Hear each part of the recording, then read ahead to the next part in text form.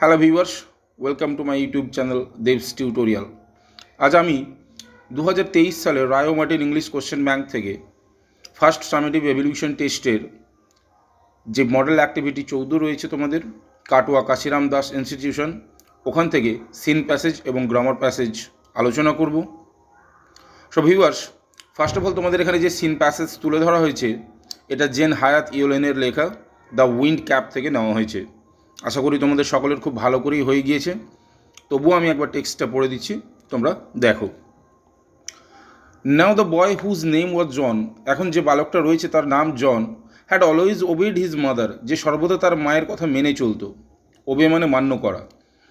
So he went about his farm work, তাই সে তার খামার বাড়ির কাজে নিযুক্ত হলো বা চলে গেল কাজ করতে উইথ এ হেভি হার্ট, বিষণ্ণ হৃদয়। কেন বিষণ্ণ হৃদয় হলো? এর আগের স্ট্যান্ডায় তোমরা পড়েছো, যেহেতু তার মা তাকে বলেছিল যে তুমি সমুদ্রের ব্যাপারে কিছুই জানো না, তুমি একজন কৃষক পুত্র, তাই তোমার সমুদ্রে গিয়ে লাভ নেই। এই কথা শুনেই তার হৃদয় কিন্তু ভগ্ন হয়েছিল বা সে আঘাত পেয়েছিল। তাই সে হেভি হার্ট অর্থাৎ বিষণ্ণ হৃদয় কোথায় গেল?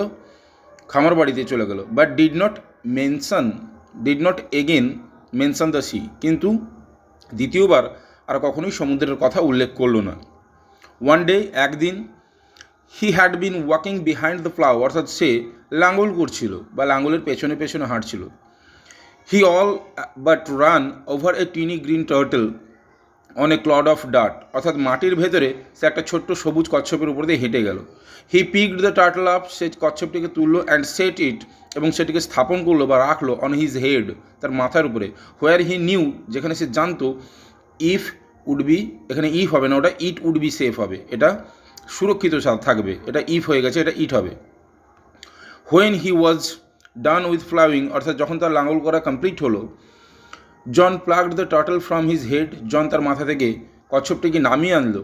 Two his utter surprise he found that it had turned into a greeny fairy man that stood upon his palm and bowed, অর্থাৎ সে অবাক হয়ে দেখলো সেই ছোট্ট কচ্ছপটা একটা সবুজ পরিমাণবে রূপান্তরিত হয়ে গেছে এবং সে হাতের উপরে নতজানু হয়ে দাঁড়িয়ে রয়েছে।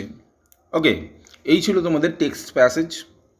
এবারে এখান থেকে যে প্রশ্নগুলো ডিসকাস করেছে তা আমরা আলোচনা করব, বুঝে নাও তোমরা বা দেখে নাও। প্রথমে তোমাদের এর দাগে দিয়েছে টিক দ্য কারেক্ট অল্টারনেটিভস, অর্থাৎ 4টে করে অপশান থাকবে, তাতে সঠিক উত্তরে দাগ মারতে। দেখো প্রশ্নটি কী আছে, when John finished his work, যখন জন তার কাজ শেষ করলো, হি ইন্টেন্ডেড টু, কী করেছিল? থ্রো অ্যাওয়ে দ্য টার্টল, কচ্ছপটিকে ছুঁড়ে মেরেছিল। Place the turtle on his head, মাথার উপরে রেখেছিল। Plug the turtle up from his head, মাথা থেকে কচ্ছপটিকে তুলে আনলো। ফরগেট অ্যাবাউট দ্য টার্টল, ভুলে গেছিলো। তাহলে অপশান সিটাই কারেক্ট অ্যান্সার।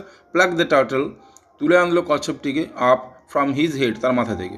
দ্বিতীয় প্রশ্ন দেখো, finding that the turtle had turned into a tiny fairy man, John was scared, ভয় পেয়ে গিয়েছিল। টেকেন অ্যাবেক, অর্থাৎ হতবাক হয়ে গিয়েছিল। হ্যাপি, খুশি হয়ে গেছিলো। রিলিভড, স্বস্তি পেয়েছিল। তাহলে হবে কি? টেকেন অ্যাবেক। ওকে, এটাই হবে সঠিক উত্তর, কারণ প্রশ্ন কি বলেছে? ফাইন্ডিং দ্যাট, এটা দেখতে পেয়ে, the turtle had turned into a tiny fairy man, ছোট্ট পরিমাণবে রূপান্তরিত হয়েছিল। তাহলে হবে কি? টেকেন অ্যাবেক। এটা কিন্তু ঘোরানো রয়েছে তোমাদের। এবারে দেখো বিয়ের দাগে ট্রু ফলস দিয়েছি, দেখে নাও। ফার্স্ট কোশ্চেনটা রয়েছে কি, জন ওয়াজ নট এ ডিসওবিডিয়েন্ট চাইল্ড, অর্থাৎ জন ছিল না অবাধ্য সন্তান। তাহলে এটা কিন্তু ফলস হবে। ওকে, অবাধ্য সন্তান আবার ছিল না, তার মানে বাধ্য সন্তান ছিল। পরেরটা দেখো, পরেরটা বলেছে the greeny fairy man did not greet John, অর্থাৎ ওই ছোট্ট পরিমাণবটা জনকে অভিনন্দন জানায়নি। তাহলে এটাও ফলস হবে। ওকে, এরপরে চলে আসি সি এর দাগে। অ্যান্সার দ্য ফলোয়িং কোশ্চেন, একটাই প্রশ্ন দিয়েছে 1 মার্কের। দেখো, হোয়াট ওয়াজ জন ডুইং, জন কী করছিল? When he found the turtle, যখন সে কচ্ছপকে খুঁজে পেয়েছিল। তাহলে আমরা প্রশ্ন ধরে উত্তরটা লিখবো, কী লিখবো? তাহলে জন ওয়াজ প্লাউইং, এটাই হবে অ্যান্সার। তাহলে জন লাঙল করছিল, জন ওয়াজ প্লাউইং। তারপর কী হবে? কোথায় লাঙল করছিল? The field. তারপরে হোয়েন থেকে যা আছে সম্পূর্ণটাই তুলে দেবে। তাহলে John was ploughing the field.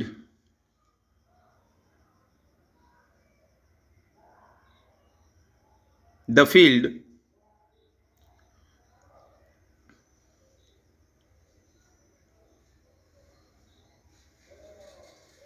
when he found the turtle. when he found the turtle.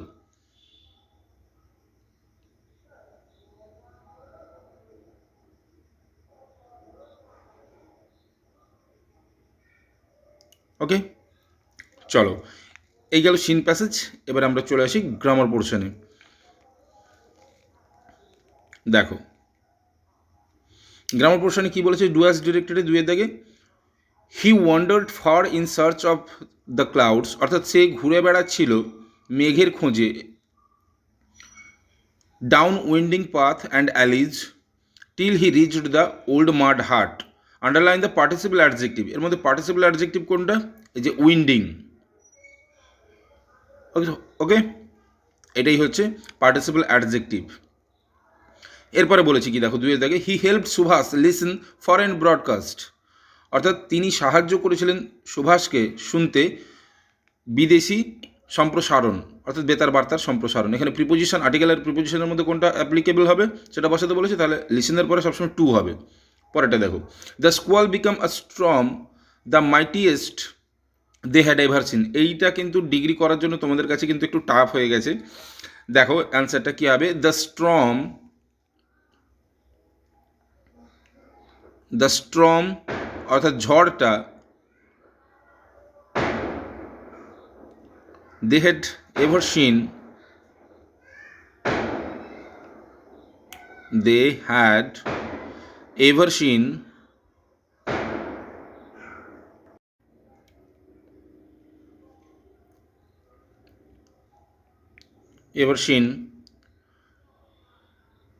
কমা দিয়ে দাও। এবার পাস্ট ফর্মে আছে, তাহলে সবসময় পজিটিভ করতে গেলে নেগেটিভও করতে হবে, তাহলে ওয়াজ নট। আছে কি মাইটিয়েস্ট, তাহলে কী হবে তার পজিটিভ ফর্ম মাইটি, তাহলে as mighty as the squall, as the স্কোয়াল।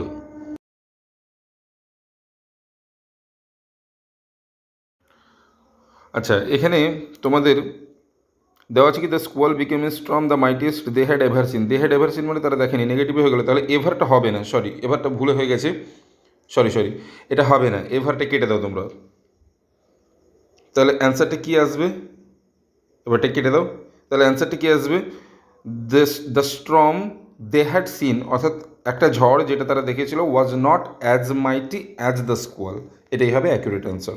ওকে, পরেরটা দেখো, ইট ইজ সুইট, ভার্ব ফর্মটা দেওয়া আছে কি, visit the stillwood where springs মানে appear suddenly the first flower of the plane.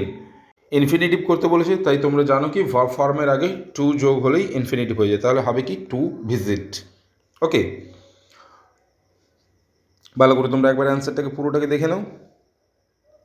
Okay, so viewers, এই ছিল মডেল অ্যাক্টিভিটি 14 সিন প্যাসেজ এবং গ্রামার পোর্শনের সম্পূর্ণ ভিডিও। যদি তোমাদের ভালো লেগে থাকে তাহলে অবশ্যই আমার চ্যানেলটিকে লাইক করে দিও এবং সাথে বন্ধুদের সঙ্গে শেয়ার করে নিতে ভুলো না কিন্তু। এছাড়া তোমরা আমার চ্যানেলে যদি নতুন হয়ে থাকো তাহলে অবশ্যই আমার চ্যানেলটিকে সাবস্ক্রাইব করে পাশে থাকা বেল আইকনটি ক্লিক করে দিও, যাতে আমার ভিডিও এরকম তোমরা ভবিষ্যতে আরও পেতে পারো। এছাড়া তার নোটিফিকেশনগুলো যেন তোমার কাছে অবশ্যই আসে। ওকে, thanks a lot for watching this video. Bye.